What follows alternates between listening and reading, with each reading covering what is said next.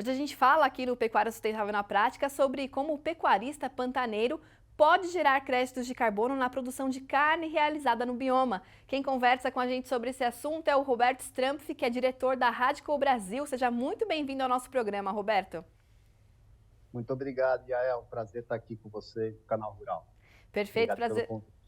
Obrigada a você por ter aceitado participar aqui do programa. E eu queria começar te perguntando, então, por que o Pantanal é um lugar interessante para gerar créditos de carbono por desmatamento evitado? O Pantanal ele contém uma série de características que nos chamou bastante atenção, né? Então, inicialmente, questão fundiária. A questão fundiária é relativamente bem definida, ao contrário de regiões como na planície amazônica, onde, infelizmente, a gente ainda tem muitas questões relacionadas a isso. Uhum. A gente sabe que o bioma é um mosaico, né? Então tem áreas de gramíneas nativas, mas tem também áreas de savanas e florestas com uma quantidade substancial de carbono por hectare, o que nos chama a atenção também. Então, essas duas características são algumas das quais a gente utilizou para direcionar os nossos esforços a trazer uma segunda fonte de renda para o pecuarista pantaneiro. E no que se baseia essa definição de desmatamento evitado? Seria porque os produtores ali preservam, em muitos casos, mais até do que o Código Florestal pede? Como que é essa definição, Roberto, conta pra gente. Roberto. Então, a abordagem, né, que também é conhecida muito como RED, redução de emissões por desmatamento e degradação, ela tem duas abordagens, o RED. Um é desmatamento ilegal ou não planejado evitado e outro é desmatamento planejado evitado. O foco da Radical é na segunda, é no desmatamento planejado evitado, ou seja, é em pagar pelo excedente florestal para que ele se Uhum, mantenha em pé, uhum, né? A gente entende que tem propriedades de tamanho de porte médio e grande no Pantanal, onde o pecuarista ou o produtor ainda mantém os seus fragmentos, os seus excedentes florestais preservados, mas entendemos também que há uma tendência macro, né, e aí eu estou olhando de uma forma generalizada, da intensificação da pecuária no Pantanal. Então, basicamente, o que está acontecendo é que a produção de grãos está dominando cada vez mais o planalto, né, a parte do cerrado, uhum. porque tem um valor por hectare maior, uma mecanização, e, entre aspas, empurrando a atividade pecuária cada vez mais para dentro do Pantanal. Essa Uhum. intensificação, em parte, ocorre de forma totalmente sustentável, uma dinâmica muito interessante que a gente conhece do bioma, mas também, em parte, pode ocorrer para abrir mais pastagens para a pecuária, através da conversão desses excedentes florestais. E é aí que a gente entra com o carbono. Que bacana. Bom, e aí eu queria te perguntar então também o seguinte, né? Ali no Pantanal existe uma aptidão praticamente natural para mais para pecuária, como você explicou. Então isso significa que o crédito de carbono florestal e a atividade pecuária eles podem coexistir perfeitamente ali no bioma, né, Roberto? Exatamente.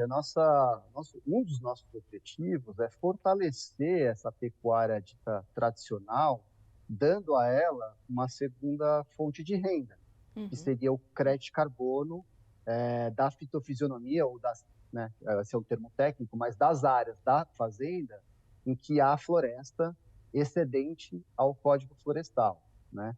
Então, existe essa dinâmica tradicional sustentável, mas existe também a tendência que eu havia citado de uma intensificação. Essa uhum. intensificação, na época da cheia, ela pode ser um drive de desmatamento, né? Então, a gente quer que a floresta em pé valha dinheiro para que a intensificação na produção, em especial na época das chuvas, se dê através de práticas, de tecnologias já reconhecidas, já dominadas, de melhoria das pastagens, como havia sido discutido na entrevista logo anterior à minha, Uhum. né, na intensificação de pastagens, na melhoria do pastejo rotativo, ao invés da conversão de área.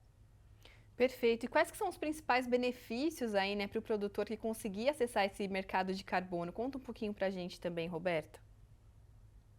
Olha, falando direto ao ponto, né, a pergunta que sempre me fazem, quanto dá para gerar por hectare por ano? Uhum. E a resposta clássica é depende, porque o bioma é um mosaico, como eu acabei de dizer, então cada fazenda tem uma quantidade diferente de carbono, precisa ser olhado cada caso a caso, e também porque o valor do crédito de carbono no mercado voluntário flutua bastante.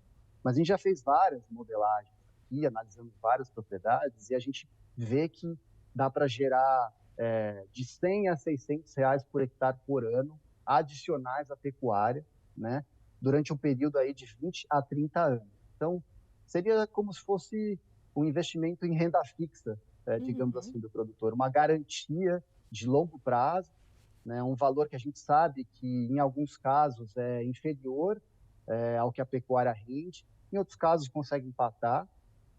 Então, eu diria que esse é o benefício e com um investimento inicial zero, tá? Porque a proposta da Radico é arcar com todo o custo de transação, né, que a gente fala, que é para colocar o projeto de pé, em troca de uma porcentagem dos créditos. A gente entra como parceiro no risco do projeto. Perfeito, é uma possibilidade bem interessante aí de agregar renda para o produtor, né? Muito obrigada pela sua participação aqui com a gente, Roberto. Foi um prazer conhecer um pouquinho mais aí desse projeto de carbono no Pantanal. Eu que agradeço pelo interesse e fico à disposição. Perfeito, tchau, tchau, bom trabalho para vocês. Planeta Campo, patrocínio, JBS, alimentar a mudança é o nosso compromisso. Apoio, SLC Agrícola, produzindo com eficiência e sustentabilidade.